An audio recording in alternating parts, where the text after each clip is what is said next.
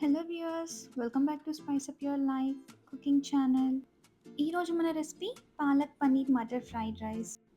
చూస్తేనే నోరు ఊరిపోతుంది కదా. రెసిపీని ఎలా చేసుకోవాలో చూసేద్దాం. ఈ రెసిపీకి కావాల్సిన ఇంగ్రీడియంట్స్ చూసేయండి. ముందుగా పాలకూరని మిక్సీలో వేసుకొని పేస్ట్ చేసేసుకుందాం. అండ్ ఈ రెసిపీలో మనం వాటర్ అస్సలు యాడ్ చేయవద్దు, గుర్తుపెట్టుకోండి. ముందుగా ప్యాన్లో ఆయిల్ వేసి పన్నీర్ తీసుకుందాం. ఇక్కడ నేను 100 గ్రామ్స్ ఆఫ్ పన్నీర్ తీసుకుంటున్నాను.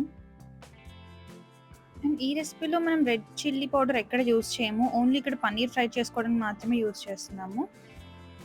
రెడ్ చిల్లీ పౌడర్, సాల్ట్ కొద్దిగా, అండ్ చిటికెడు పసుపు వేసుకొని పన్నీర్ మంచిగా ఫ్రై అయ్యే వరకు ఇలా ఫ్రై చేసుకుందాం కలుపుకుంటూ. ఫ్రై అయిన పన్నీర్ని ఒక బౌల్లోకి తీసుకొని పక్కన పెట్టుకుందాం.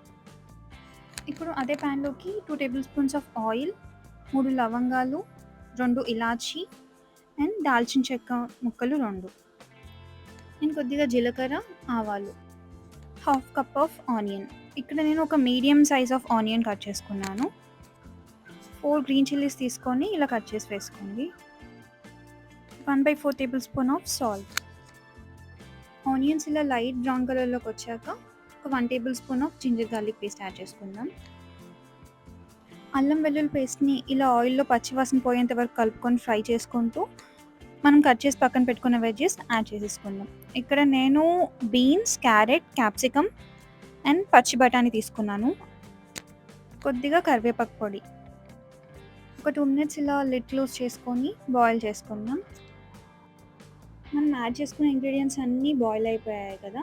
ఇప్పుడు దీంట్లోకి మనం ఇందాక పేస్ట్ చేసుకున్న ఈ పాలక్ పేస్ట్ని యాడ్ చేసుకుందాం. ఒకసారి ఇలా అంతా మిక్స్ చేసుకొని లిడ్ క్లోజ్ చేసేద్దాం.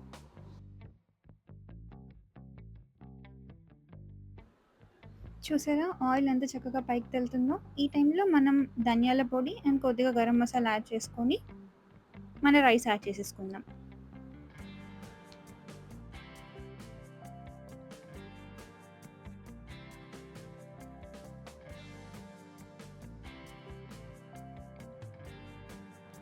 రైస్ అంతా ఇలా బాగా మిక్స్ చేసుకున్నాక దీంట్లోకి మనం ఫ్రై చేసి పెట్టుకున్న పన్నీర్ ముక్కల్ని యాడ్ చేసుకుందాం.